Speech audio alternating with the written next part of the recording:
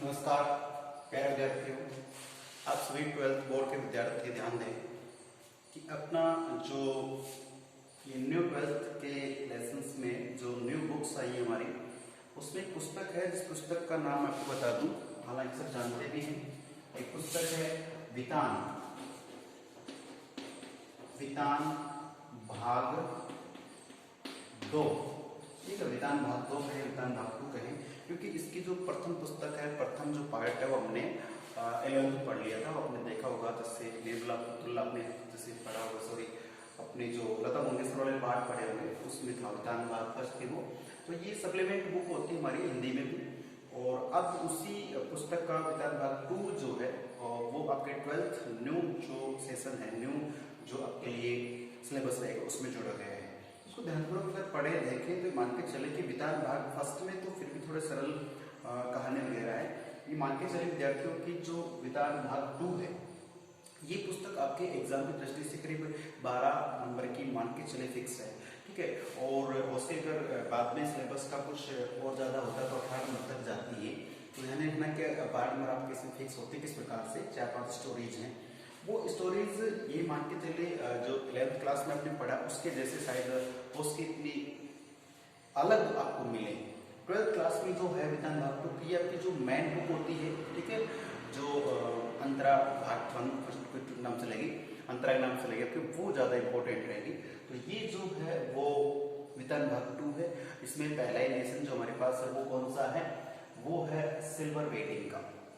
ये अध्याय पहला ही ध्यान रखना है, कौन सा है ये अपना अध्याय, ठीक है, कौन सा वाला, ये अपना फर्स्ट रहेगा इसमें। ठीक है, और फर्स्ट अध्याय के जो लेखक है वो है मनोहर श्याम जोशी।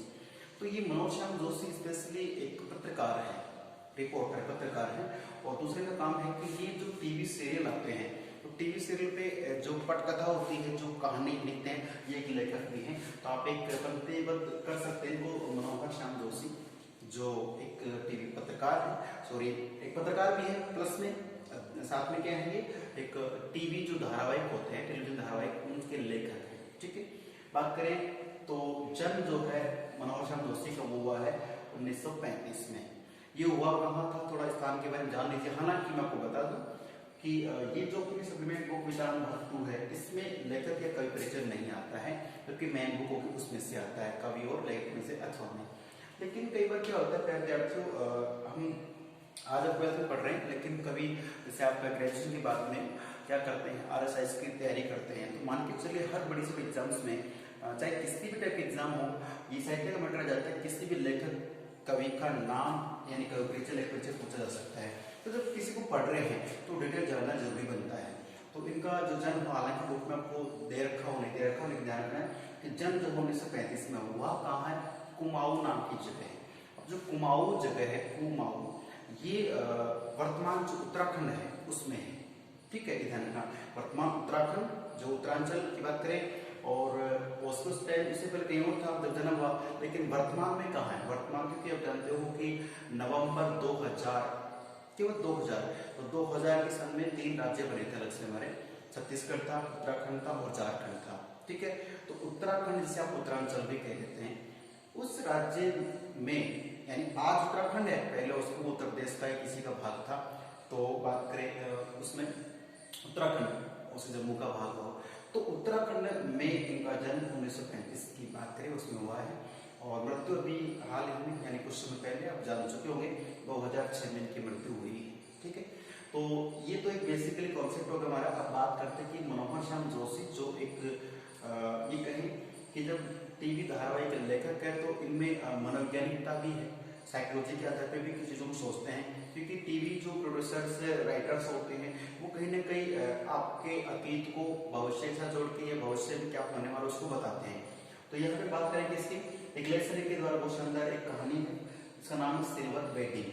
तो वेडिंग हम समझते हैं, वेडिंग का मतलब विवाह से, शादी से इत्यादि। ठीक है, इतना तो आप समझते हैं। अब बात करें सिल्वर, तो काफी विद्यार्थी जानते हैं सिल्वर का मतलब चांदी से लिया जाता है। ठीक है, तो चांदी यहाँ पे नहीं है, लेकिन यहाँ पे सिल्वर वेडिंग एक आप जानते हैं कि टाइम इकाई को हम एक से नाम दे देते हैं, जैसे 10 वर्ष का समय हो गया, डिकेड कह देते हैं इंग्लिश में, और हिंदी में दशाब्दी कह देते हैं। 100 वर्ष का समय हो गया तो उसे अपन जैसे शताब्दी कह देते हैं, ठीक है। 1000 वर्ष के समय को सहस्त्राब्दी कह देते हैं, 7 दिन के टाइम को सप्ताह कहते हैं, 15 दिन को पखवाड़ा कहते हैं, 1 महीने के समय इकाई को मासिक या माह बोलते हैं, इस तरह से। तो बात ये है इस समय इकाई को नाम देते हैं। तो उसी प्रकार से कुछ व्यक्ति क्या है कि जैसे अपना कोई अनुष्ठान है या यूं कहें जो भी कार्य शुरू किया, उस कार्य शुरू करने के बाद जैसे कहते हैं ना 1 वर्ष पूरा जाता है, आप लोग बर्थडे मनाते हैं, ठीक है। तो बर्थडे मनाते मनाते अगर हम लोग 25 ईयर्स की बात करते हैं तो 25 आप मना लेते हैं इस तरह से, तो वो एक अलग अलग आप उन्हें नाम देते हैं। तो यहाँ पे जो लगभग एक चलन सा हो गया है कि अगर किसी व्यक्ति की शादी होती है, शादी के बाद उसने अपने पति पत्नी का जो जोड़ा है दोनों साथ साथ में 25 साल की जिंदगी जी लेते हैं, तो उसे कहा जाता है सिल्वर वेडिंग, ठीक है। और बात करें कि अगर वो 25 की बात आगे बढ़े तो आगे तो चलते 50 वर्ष अगर शादी को हो जाते हैं तो उसे गोल्डन जुबली के नाम से जाना जाता है। अपने बॉलीवुड है, बॉलीवुड का भी कई बार बोलते हैं कि गोल्डन जुबली अवार्ड है, इस तरह से अब समझ आ रहे हैं। बात करूँ कि सिल्वर वेडिंग, वो सीधी सी बात है कि यहाँ एक व्यक्ति है और उस व्यक्ति की शादी को लगभग 25 वर्ष पूरे हो गए हैं, और 25 वर्ष पूरे होने के बाद में उसके मात हत में आपको एक वर्ड दूंगा, यहाँ पे एक शब्द आया मेरे लिए आपके लिए, शब्द आया है मात हत। तो ये मात हत मैंने जो कुछ दिन ये एक तो कॉमर्स क्लास में अपनी ये ऑफलाइन क्लास चली थी उसमें बच्चों को बताया था। तो मात हत का मतलब अधीनस्थ होता है, जैसे मान लीजिए एक एचएम होता है, एचएम के जो बाकी जो टीचर्स हैं वो उसके अधीनस्थ हो गए हैं, ठीक है। तो एक शीर्ष कर्मचारी उसके नीचे जो काम करने वाले होते हैं अधीनस्थ कहलाते हैं, उसे मात हत कहा जाता है। तो बात करें कि जब 25 साल का समय पूरा हुआ उसके बाद में करते क्या है कि ये अपने माँ जो जैसे इनकी जो माँ हत है उनमें से एक ने ये पता लगा लिया कि आज इनकी शादी को 25 वर्ष हो गए हैं और ये सब मिलकर ऑफिस में एक छोटी सी पार्टी मनाते हैं, ठीक है। उस पार्टी को लेकर ये लेख है। तो कुछ बातें जो मैं बताऊं पहले उनको सुन लीजिए, उसके बाद हम पढ़ेंगे। तो पहले तक बस बुक हो ना हो कोई दिक्कत नहीं है, अगर है तो बहुत सी बातें रीडिंग की, बहुत शानदार इंटरेस्टिंग स्टोरी है, आप पढ़ेंगे आपको बड़ा आनंद आएगा, काफी अच्छी बात है, आपको हमारे संबंधित ही बातें हैं। और अगर बुक नहीं है तो आप जैसे ऑनलाइन भी उससे सर्च करके पढ़ सकते हो, तो इंटरेस्टिंग स्टोरी है। चलिए अब बात कर लेता हूँ कि सिल्वर वेडिंग में कौन कौन सी बातें जो महत्वपूर्ण बिंदु यहाँ के लिए, ये जो टॉपिक है आपके लिए यहाँ से शुरू होता है आपके लिए, तो महत्वपूर्ण बिंदु कौन कौन से ध्यान रखना है, ये बातें आपको एजिटिव कॉपी में मैं इसकी टॉपिक भेज रहा हूँ उसमें नोट करना है, और ये चीजें आपके एग्जाम में इंपॉर्टेंट रहेगी, ठीक है। इस मान लो अक्सर प्रश्न आता है कि इस कहानी से क्या समझते तो अपन क्या कहानी का कुछ लिख देते हैं, कहानी भी लिखनी है, ये बातें लिखनी क्या है। पहली लाइन है कि सिल्वर वेडिंग मनोहर श्याम जोशी की एक लंबी कहानी है। तो यहाँ पे लंबी का मतलब ऐसा नहीं कि भाई रामायण महाभारत की तरह बहुत ज्यादा लंबी नहीं, ऐसा नहीं है। तो ये एक शैली होती है, एक लंबी कहानी जो है ये शैली होती है ना, नाटक विधा बोलते हैं, नाटक विधा, निबंध विधा। तो नाटक लिखने का तरीका, नाटक में जैसे कोई ठहराव वगैरह नहीं होता, एक लंबे चलते रहते हैं, सिलेबस फिक्स नहीं, कौन कौन सी बातें लिखनी सब आगे आते रहते बातें लिखते रहते हैं।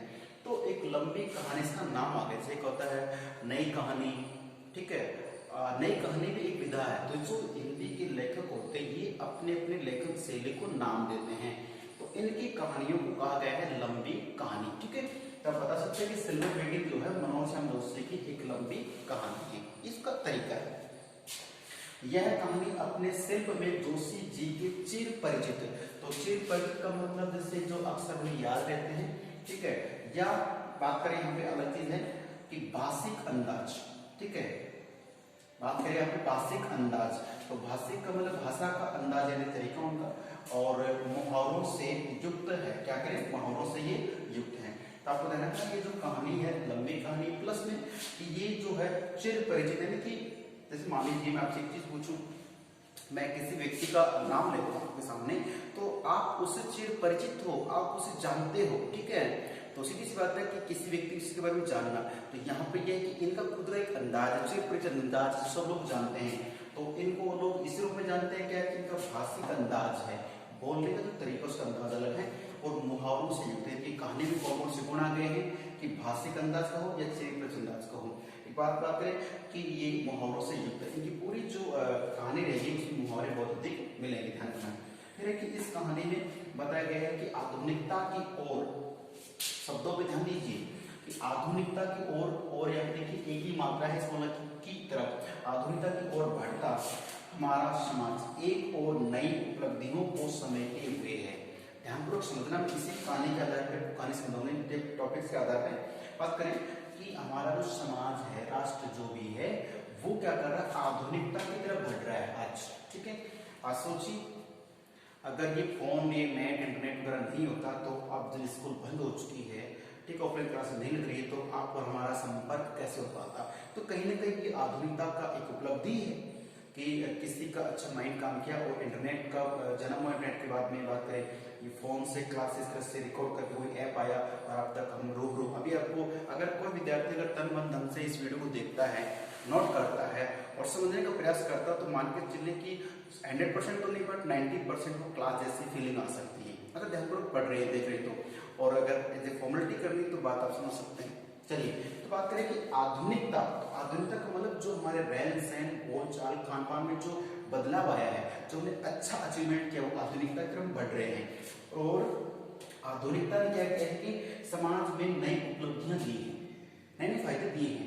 आज आप दो व्यक्तियों के बीच में दूरी कम हो गई, फोन की वजह से जगह बिल्कुल जो टाइम लगता था वो कम लगता है, सीधी सी बात यही है, तो सब बैठे हुए हैं। बात करें इसमें कि दूसरी ओर मनुष्य को मनुष्य बनाए रखने, देखो मनुष्य को मनुष्य बनाए रखने वाले क्या है, मूल्यों कहीं कहीं घिसते चले गए। जो मूल्य हैं, कौन से मूल्य, एक मनुष्य को मनुष्य बनाए रखने के जो मूल्य होने चाहिए, हमारा जो वजूद है, हम सब मनुष्य हैं, लेकिन कौन से गुण से, कौन से तरीके से, कौन से एंगल से हमारे अंदर क्या ऐसी चीजें रहनी चाहिए तो मनुष्य बने रहे। तो सीधी सी बात है कि यहाँ पे जो पंक्ति वो यही है कि आधुनिक जो समाज, बाकी के समाज आधुनिकता की तरफ बढ़ रहा है, मनुष्य को बहुत अधिक ऑब्जर्वेशन की जरूरत पड़ गई है, बहुत अधिक उसे प्राप्त करने की आवश्यकता है। आज पैसा है, दौलत है, नाम और सब कुछ कमाने के लिए उसे जिन चीजों की आवश्यकता है वो मिल रहा है। तो उपलब्धता की बात करें, उपलब्धियों को समेट लिया, ठीक है ना, अच्छा घर घोड़ा गाड़ी ये सब मिलता है, लेकिन उसी बीच में मनुष्य को मनुष्य बनाए रखने के लिए कुछ शर्तें, कुछ नियम रहने चाहिए थे, वो नियम कहीं घिसते चले गए हैं। ये एक निष्कर्ष तौर पे कुछ बातें हैं जो मैंने ये मान के चले बुक में नहीं, कहीं से ये मान के चले कि सच की गई है। उसके बाद में इसी के आधार पे कहानी पेश है, वो क्या है मैं आपको बताऊंगा, लेकिन उससे पहले आप जान लीजिए कहानी के कुछ मुख्य पात्र कौन कौन से, ध्यान रखना। यहाँ पे मैंने एक कलर डायग्राम बना दिया, वो मुख्य पात्र कौन है, मैंने इंग्लिश में लिखा है पे वाई डी पंत, ठीक है, तो इसको आप हिंदी भी समझ सकते हैं। वाई डी पंत, यशोधर पंत, ठीक है, ये कहानी के मुख्य किरदार का नाम है यशोधर पंत। उसके एक बहुत अच्छे मित्र हैं और यूं कहे उसके लिए सब कुछ करता धरता उसके वही है, वो है किशन दा, कृष्णानंद पांडे। किशन दा का वास्तविक नाम है कृष्णानंद पांडे, ठीक है। चलिए तो वाई डी पंत हो गया है, यशोधर पंत हो गया और किशन दा यानी कृष्णानंद पांडे हो गए। ये इस कहानी के दो मुख्य किरदार हैं। फिर है एक चड्डा नाम से कोई लड़का है जो है तो क्या है मातहत है, वो इनसे अधीनस्थ है, लेकिन बात करें ना कि आधुनिकता के चक्कर में यानी कि वो ये जो है व्यक्ति ये भूल जाता है कि मैं किससे बात कर रहा हूँ, बड़े छोटे का जो कहते हैं कान कायदा नियम वो नहीं है।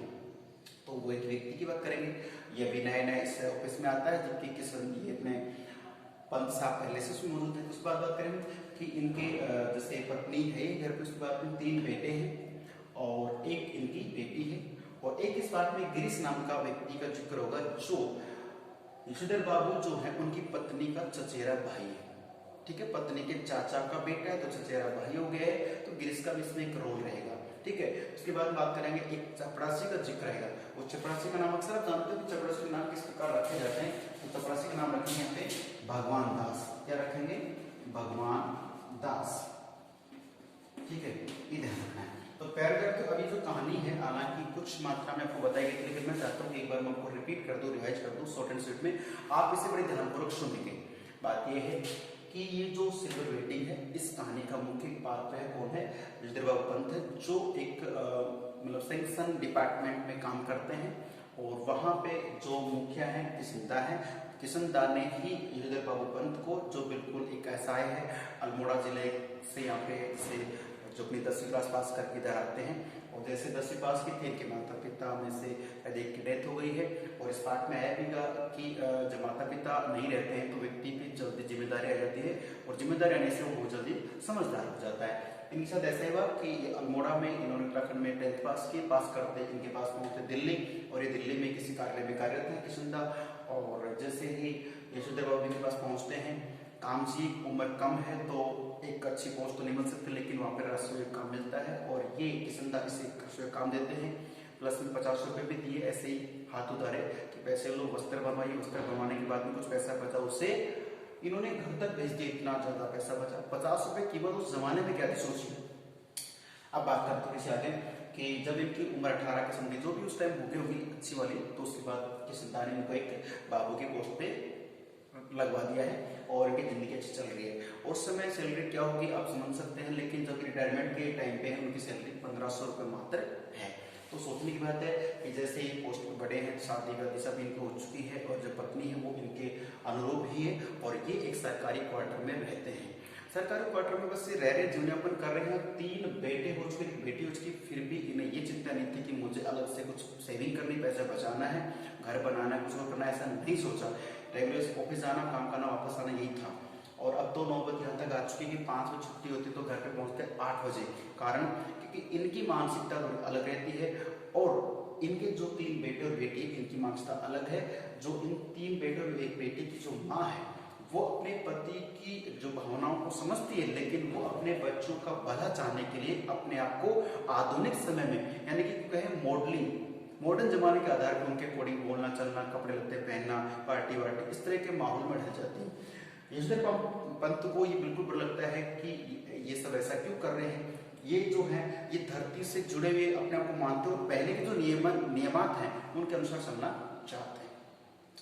बाद में होता क्या है कि अपने ऑफिस में ये एक दिन जैसे 5:25 हो चुकी घड़ी में जैसे निकले, तो एक चड्डा नाम का जो लड़का भी नया भर्ती हुआ है, उसने कहा कि अरे पंत बाबूजी कि समय देखिए 5:30 हो गए, आपकी जो चुन्नी, घड़ी को चुन्नी कह दिया कि आपकी जो चुन्नी इसमें कितना क्या बच रहा है। तो बात करें कि वो कहते भी जो घड़ी है बिल्कुल एक्यूरेट चल रही, समय सही है, और ये मुझे मेरी शादी में मिली थी। ये सब ऑफिस बंद करने के 5 ऑफिस बंद होता था, उसके बाद में स्टाफ रूम होता, उसमें बैठ के गप्पे लड़ाते थे। ये प्रश्न आ सकता है कि ये आदत, ये परिपाटी किशनदा ने शुरू की थी। ठीक है कि 5 ऑफिस बंद होना, फिर 5-10 मिनट बातचीत करनी, फिर उसके बाद निकलना, ताकि वो पूरे दिन की थकान दूर हो जाए। कब क्यों क्या सारी बात इसमें आपके सामने है। तो ये परिपाटी को निभा रहे हैं, और उस दिन सब वहां पे इकट्ठे हैं, और पंत साहब ऑफिस से निकलने वाले थे कि चड्डा साहब ने कहा कि अभी घड़ी, और घड़ी पे बात आती है तो पंत जी कह देते हैं कि ये घड़ी मेरे विवाह की है, बिल्कुल सही चल रही है, टकाटक चल रही है। क्योंकि मैं इसे रोजाना रेडियो टाइम और टीवी टाइम से मिलाता हूँ। ठीक है, चलिए। जैसे इन्होंने पंत साहब ने कहा कि मेरी घड़ी से चल रही है, और उन्होंने एक लाइन सेंटेंस कह दिया कि ये 1947 ये इसमें क्वेश्चन आता है आपके लिए कि जैसे 6 फरवरी, और या फिर 1947 कि मेरी जो शादी थी वो हुई थी 6 फरवरी 1947 को हुई थी। तो उस समय से लेकर आज तक घड़ी बिल्कुल टकाटक चल रही है।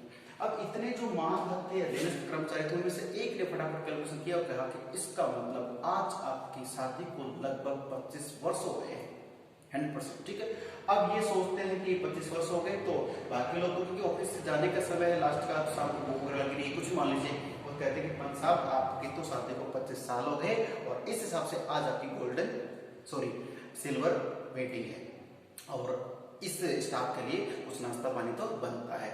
ये जो पंत साहब वो कहते हैं कि जो सिल्वर वेटिंग है, गोल्डन जुबली है, बर्थडे है, या फिर उनके रिसेप्शन वगैरह, ये सब ये मानते हैं कि विदेशी या अंग्रेज लोगों के चोचले हैं, मैं ऐसा नहीं करूंगा। और ये कहते हैं मैं इस पक्ष में नहीं हूँ, जो हो गया ठीक है मैं चलता हूँ। ये सब कहते नहीं, अपने स्टाफ के लिए चाय पानी तो बनती है, इतना तो जुगाड़ करना चाहिए। 10 का नोट देते हैं भगवान दास को, भगवान दास के 10 रुपये ले सबको चाय पिला दे।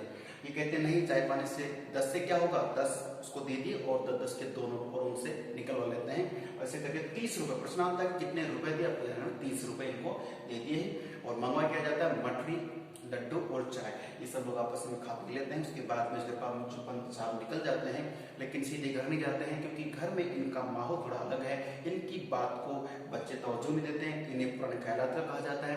बात वही समझा रहा था मैं कि लोग आधुनिकता की तरफ बढ़ रहे हैं, तो आधुनिक उपलब्धियों को समेटे हुए एक ही बच्चे, लेकिन वो मनुष्य को मनुष्य बनाए रखने वाली बातें जो नियम है बिल्कुल लुप्त हो जाते हैं। ध्यान रखिए। घर जाने से पहले जो बात करें कि सब्जी वगैरह लेने के लिए ये अपने दिल्ली में जो है सदर बाजार या जो भी मार्केट वहाँ पे जाते हैं और वहां से फिर बिरला मंदिर जाएंगे, लॉन में बैठेंगे, भजन वगैरह सुनेंगे और 8 बजे घर पहुंचेंगे और गए अपना जो भी चीज वगैरह किया और खाना खाए और सो जाते हैं। अब इनके जो बेटे हैं, जो बड़ा बेटा है वो उसे एक विज्ञापन कंपनी में काम मिल जाता है। छोटा बेटा है वो और विज्ञापन कंपनी में जो बड़े बेटा काम मिला उसकी सैलरी 1 महीने की 1500 रुपए है। पंच साहब को यकीन नहीं होता कि मैं रिटायरमेंट तक पहुंच गया तो 1500 रुपए और इसकी पहले महीने की सैलरी शुरुआती 1500, ऐसी कौन कंपनी जिसको इसने काम के लिए दे रही है। तो ये समय में जो डिफरेंस है उसकी बात कर रहे हैं कि समय क्या था और क्या हो गया है। दूसरा बेटा है जो क्या करता है, वो अपने आईएएस में जो यानी कि आईएएस लेवल के एग्जाम देता है और एक बार सिलेक्शन भी होगा लेकिन वो ज्वाइन नहीं करता है। और तीसरा वो स्कॉलरशिप लेके अमेरिका जाके वो बनना चाहता है एमबीए वगैरह। और बेटी है उसके कई रिश्ते आ चुके हैं लेकिन वो ठुकरा चुकी है सभी रिश्तों को और अब धमकी दे के अगर मेरे रिश्ते बार बार अक्सर विवाह करोगे तो मैं आप सबको छोड़ छाड़ के अमेरिका चले जाऊंगी कुछ बनने के लिए, कुछ करने के लिए। तो इस प्रकार के जो बच्चे हैं उनसे थोड़े आहत है इनके विचार और अपने आप को फिर वो ये कहते हैं मैं घर में केवल अपने खाना खाया सोने के लिए जाऊं, बाकी वो घर को नापसंद कर देते हैं। इस तरह की मानसिकता बन जाती है। और जो पत्नी है वो चाहती है कि मैं अपने बच्चों के उज्जवल भविष्य के लिए उनके जैसे बन जाऊं। और इसी बीच जब ये पता चलता है कि इनकी शादी की 25 साल है तो इनके बड़ा बेटा है वो सब दोस्तों को इनवाइट करता है और घर में बहुत अच्छा एक पार्टी का आयोजन किया जाता है। लेकिन ये महोदय तो पार्टी में पहुंचते नहीं है, बहुत लेट पहुंचते हैं और जाने के बाद भी अंदर गए और अपने सादा कुर्ता जो लुंगी धोती होती है उसको लपेट के बाहर आ जाते हैं। सब लोगों के सामने एक मजाक सा बनता है। ये बच्चे अपनी बेइज्जती महसूस करते हैं जबकि किशनदास जो अपने पंत साहब हैं वो अपने आप को ये तो मेरा दिनचर्या है, मैं रोजाना से करता हूँ, क्या दिक्कत है। और न तो ये केक खाते क्योंकि केक में क्या था, अंडा, और ये शुद्ध शाकाहारी है। न लोगों की इस तरह के जैसे पास आना या बातचीत करना पार्टी में जो आजकल अपने होता उनसे बिल्कुल दूर है। और ज्यादा जानकारी के लिए जो पार्टी में क्या क्या वर्ड्स बोल रहे, क्या क्या किया गया, खाने वाने गाने वाने वो सब जानने के लिए आपको एक बार रिलेशन को रेडी करना पड़ेगा क्योंकि वो तो एक पार्टी का रोल है। बाकी ध्यान रखना है कि उनकी किस प्रकार की जो नीति नियम उनकी बात कर रहे थे, ठीक है। तो प्यारे विद्यार्थी ये जो एक है, हालांकि इसका जो शेष पार्ट है एक वीडियो और बने कहानी की, बात क्या है, कहानी क्या है, बहुत लंबी है। तो जो पार्टी जो है शादी की सालगिरह की, उस पार्टी में इनकी माँ इनका साथ देती बच्चों का लेकिन पिता उनके साथ नहीं दे पाते हैं और इसके चलते कुछ और बातें भी होती हैं। वो कौन कौन सी होंगी वो हम देखेंगे नेक्स्ट वीडियो में। नेक्स्ट वीडियो में मैं आपको कुछ शब्दार्थ लिखूंगा और लगभग इस कहानी के जो क्वेश्चन आंसर है वो आपको मैं दूंगा, ठीक है। तो फिर मिलते हैं अगले वीडियो में, तब तक के लिए नमस्कार, धन्यवाद।